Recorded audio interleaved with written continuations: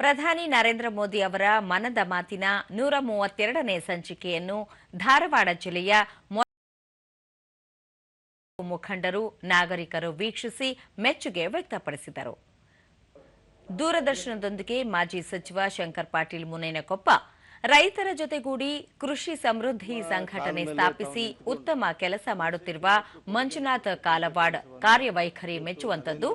ಮನದ ಮಾತು ಮೂಲಕ ವೃತ್ತಿಯಲ್ಲಿ ಹೊಸ ಬದಲಾವಣೆ ತರುವಲ್ಲಿ ಶ್ರಮಿಸಿರುವುದು ಅಭಿನಂದನೀಯ ಎಂದು ಹೇಳಿದರು. ಹಲವಾರು ವರ್ಗಗಳು ಇವತ್ತು ದೇಶದಲ್ಲಿ ಮನ್ ಕಿ ಬಾತ್ದಲ್ಲಿ ನಾವು ನೋಡತಕ್ಕಂಥ ಸಂದರ್ಭದಲ್ಲಿ ಇಡೀ ದೇಶದ ಹಲವಾರು ದೇಶದಲ್ಲಿ ಇವತ್ತು ಅವರ ವೃತ್ತಿಯಲ್ಲಿ ಒಂದು ಹೊಸ ಬದಲಾವಣೆ ತರ್ತಕ್ಕಂಥ ಕೆಲಸವನ್ನು ನಮ್ಮ ನರೇಂದ್ರ ಮೋದಿಜಿಯವರು ಬಹಳ ಅತ್ಯಂತ ಆಳವಾಗಿ ಅವರು ಕೆಲಸವನ್ನು ಮಾಡ್ತಾ ಇದ್ದಾರೆ. ಅದಕ್ಕೆ ನಮ್ಮ ಮರಬದ ಕೃಷಿ ಸಮೃದ್ಧಿಯ ಒಂದು FUN ಇದೆ, ಅದಕ್ಕೆ ನಾನು ಹೃತ್ಪೂರ್ವಕವಾಗಿರ್ತಕ್ಕಂಥ ಅಭಿನಂದನೆಯನ್ನು ಸಲ್ಲಿಸ್ತೇನೆ. ಕೃಷಿ ಸಮೃದ್ಧಿ ಸಂಘಟನೆಯ ಮಂಜುನಾಥ್ ಕಾಲವಾಡ್ ಮೊರಬಾ ಗ್ರಾಮದಲ್ಲಿ 800 ರೈತರನ್ನು ಪಾಲುದಾರರನ್ನಾಗಿ ಮಾಡಿಕೊಂಡು ರೈತರ ಶ್ರೇಯೋಭಿವೃದ್ಧಿಗೆ ಶ್ರಮಿಸಲಾಗುತ್ತಿದೆ. ರೈತರಿಗೆ ನೇರ ಮಾರುಕಟ್ಟೆ ಒದಗಿಸುವುದು, ಕನಿಷ್ಠ ಬೆಂಬಲ ಬೆಲೆ ನೀಡುವುದು ಸೇರಿದಂತೆ ಹಲವು ವಿಷಯಗಳನ್ನು ಪ್ರಸ್ತಾಪಿಸಿದ್ದಾರೆ ಎಂದರು. ಮಾಡ್ತಾ ಇದ್ದಾರೆ. ಅದನ್ನು ನಾವು ಇವತ್ತು ಮನ್ ಕಿ ಬಾತ್ ಕಾರ್ಯಕ್ರಮದಲ್ಲಿ ನಾವು ನಿದರ್ಶನವಾಗಿ ಸಾಕಷ್ಟು ರಾಜ್ಯಗಳಲ್ಲಿ ನಡೆದಿರತಕ್ಕಂಥ ಪ್ರಗತಿಪರ ಯೋಜನೆಗಳನ್ನು ನಾವೆಲ್ಲ ನೋಡಿದ್ದೀವಿ. ಇವೆಲ್ಲ ನಮ್ಮಂಥ ರೈತರಿಗೆ ಪ್ರೇರಣಾದಾಯಕವಾಗಿದೆ. ಇಂಥ ಕಾರ್ಯಕ್ರಮ ನಡೆಯುವುದರಿಂದ ನಾವೆಲ್ಲ ರೈತರು ಇನ್ನೂ ಮುಂದಿನ ದಿನಗಳಲ್ಲಿ ಅನೇಕ ಕೆಲಸಗಳನ್ನು ಮಾಡಲಿಕ್ಕೆ ಇದು ಉತ್ತೇಜನವಾಗಿದೆ ಅಂತ ಹೇಳಲಿಕ್ಕೆ ಇಚ್ಛಪಡ್ತಾ ಇದ್ದೀವಿ. ಕೃಷಿ ಸಮೃದ್ಧಿ ಸಂಘಟನೆಯ ಸಲಹೆಗಾರ ಚಿದಾನಂದ ಮನ್ಸೂರ್, ಈ ರೈತ ಸಂಘಟನೆ ಕಳೆದ 5 ವರ್ಷಗಳಲ್ಲಿ ಉತ್ತಮ ಪ್ರಗತಿ ಸಾಧಿಸಿದೆ.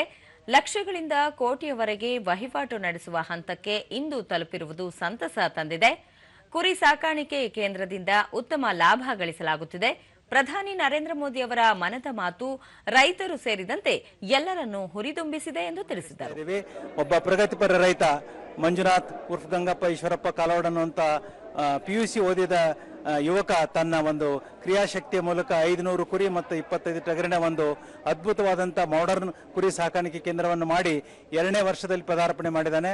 ಮೊದಲನೇ ವರ್ಷ ಖರ್ಚು ಕಳೆದು 37 ಲಕ್ಷ ಆದಾಯ ಪಡ್ಕೊಂಡಿದ್ದಾನೆ. 2ನೇ ವರ್ಷ ಈ ವರ್ಷ ಖರ್ಚು ತೆಗೆದು 50 ಲಕ್ಷ ನಿವ್ವಳ ಲಾಭ ಬಂದಿದೆ.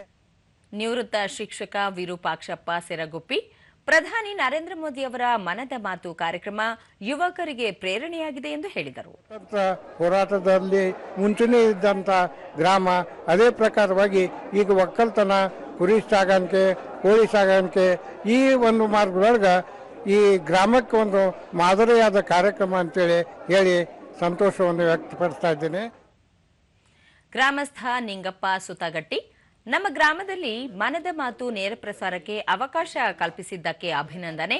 ಬೀಜ ಸಂಸ್ಕರಣೆ, ಮೀನುಗಾರಿಕೆ, ಗ್ರಾಮೀಣ ಕ್ರೀಡೆಗಳ ಬಗ್ಗೆ ಸಂದೇಶ ಸಾರಿದ ಪ್ರಧಾನಿ ಅವರಿಗೆ ಧನ್ಯವಾದ ಅರ್ಪಿಸಿದರು. ಮತ್ತು ಗ್ರಾಮೀಣ ಪ್ರದೇಶದ ಇತರ ಮತ್ತು ಆಟಗಳನ್ನ, ಕಲೆಗಳನ್ನ ಗ್ರೌಂಡ್ ನಲ್ಲಿ ಆಡತಕ್ಕಂಥ ಎಲ್ಲವನ್ನೂ ಕೂಡ ಗ್ರಾಮೀಣ ಭಾಗದ ಇಡೀ ದೇಶದ ತುಂಬ ಒಂದೇ ತರಹದ ವಿಚಾರಗಳನ್ನ ಇರಬೇಕು ಅಂತಕ್ಕಂಥ ಸಂದೇಶವನ್ನ ಕೊಟ್ಟಂತ ಇವತ್ತಿನ ಮನ್ ಕಿ ಬಾತ್ 132ನೇ ಅವತರಣಿಕೆ ಪ್ರಧಾನಿ ಮೋದಿ ಅವರಿಗೆ ಧನ್ಯವಾದ. ಮಾಜಿ ಶಾಸಕಿ ಸೀಮಾ ಅಶೋಕ್ ಮಸೂತಿ, ಕೃಷಿ ವಲಯದಲ್ಲಿ ಉತ್ತಮ ಕೆಲಸ ಮಾಡುತ್ತಿರುವ ಪ್ರಗತಿಪರ ರೈತ ಮಂಜುನಾಥ್ ಅವರಿಗೆ ಅಭಿನಂದನೆ. ಸೌರಶಕ್ತಿ ವಿದ್ಯುತ್ನಿಂದ ಆದಾಯ ಗಳಿಕೆ, ನೀರು ಉಳಿಸಿ ಸಂರಕ್ಷಿಸುವ ಕುರಿತು ಪ್ರಧಾನಿ ಅವರ ಮನದ ಮಾತು ಪ್ರೇರಣಾದಾಯಕವಾಗಿದೆ ಎಂದು ತಿಳಿಸಿದರು. ನಮ್ಮ ನಿತ್ಯ ಜೀವನವನ್ನು ಹೇಗೆ ನಡೆಸಬೇಕು ಅನ್ನುವಂಥದ್ದಾಗಿರ್ಬೋದು, ಮಳೆ ನೀರನ್ನು ಹೇಗೆ ಸಂಗ್ರಹ ಮಾಡಿ ನೀರನ್ನು ಉಳಿಸಿ ಸಮಾಜಕ್ಕೆ ನಾವೇನಾದರೂ ಇವತ್ತು ಮುಂದೆ ಬಿಟ್ಟು ಹೋಗಬೇಕು ಅಂದ್ರೆ ಅದು ನೀರು, ಆ ನೀರನ್ನು ಉಳಿಸುವಂಥ, ನಿಲ್ಲಿಸುವಂಥ ಕೆಲಸವನ್ನು ಮಾಡಿ ಯಶಸ್ವಿಯಾದಂಥ ರೈತರಾಗಬೇಕು ಅನ್ನುವಂಥ ಅವ್ರ ಆಶಯ ಏನಿದೆ, ಆಶಯಕ್ಕೆ ನಮ್ಮೆಲ್ಲ ರೈತರು ಅವ್ರ ಜೊತೆಗಿರ್ತೇವೆ ಅನ್ನುವಂಥ ಸಂದೇಶವನ್ನು ಹೇಳ್ತಾ, ವಿಶೇಷವಾಗಿ ಈ ಮನ್ ಕಿ ಬಾತು ಎಲ್ಲರಿಗೂ ಕೂಡ ಪ್ರೇರಣೆಯಾಗಿದೆ.